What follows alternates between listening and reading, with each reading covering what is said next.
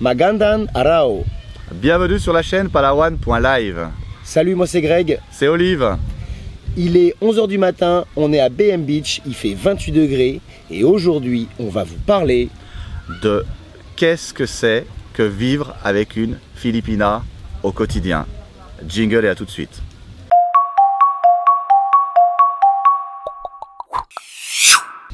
Olivier va nous faire part de son expérience de vie commune avec une Filipina.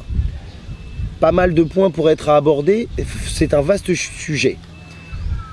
Alors Olivier, qu'en est-il déjà, premier point par rapport à la famille? Comment ça se passe? Alors, il faut savoir que quand tu es en couple avec une Filipina, tu es quelque part en couple aussi avec sa famille. Alors à moins qu'elle ne vienne pas de Palawan et que la famille ne soit pas à côté, mais si tu es avec une Filipina, tu récupères, si je peux dire, la famille dans le package. La famille est pas loin, la famille est chez toi, la famille habite chez toi. Alors, ça a des avantages et des inconvénients, ça va dépendre surtout de ta belle famille.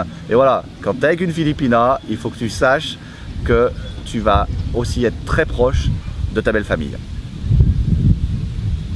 Donc premier point, et ensuite le trait de caractère souvent dominant chez une Filipina, j'ai entendu parler de la jalousie.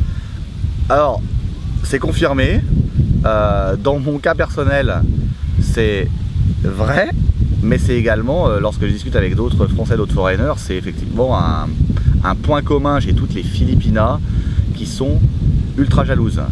Mais ultra jalouse, ça veut dire ce que ça veut dire. Non, mais c'est limite maladif. Alors je sais pas si c'est culturellement lié au fait qu'il y a beaucoup de mères seules, que le divorce n'est pas autorisé. Il y a sûrement des choses qui expliquent ça. Mais en attendant, si vous êtes avec une Filipina, vous allez forcément expérimenter ces crises de jalousie parce qu'elles sont fréquentes et c'est pas des petites crises. Et alors, comme tu en parlais, qu'en est-il de l'interculturalité au quotidien? Comment ça se passe? Alors, bon, vivre à deux, partager quelque chose à deux, quelle que soit la personne, c'est déjà compliqué. Si on est avec une Européenne, il y a déjà des différences, mais là, quand on est à 10 000 km de la France, on se retrouve dans des référentiels culturel mais complètement différent. Alors je pourrais citer la notion du temps où je m'accroche, on va dire, régulièrement, être capable de partir à l'heure, être capable d'avoir un timing. Nous, ça fait partie de notre culture, mais ça fait pas partie de la culture de ma compagne. Le temps, c'est une autre valeur ici. Également l'argent, on n'a pas le même rapport à l'argent. L'argent, c'est un autre système ici, donc elle ne comprend pas ma manière de penser, de voir, d'épargner, de penser à la retraite. C'est des choses où on n'a pas de point commun, on a beaucoup d'échanges. Donc effectivement, au quotidien, et puis aussi le manque de culture générale est assez frappant, on va dire ici. Ils lisent pas, ils sont pas très intéressés par l'histoire, par la culture.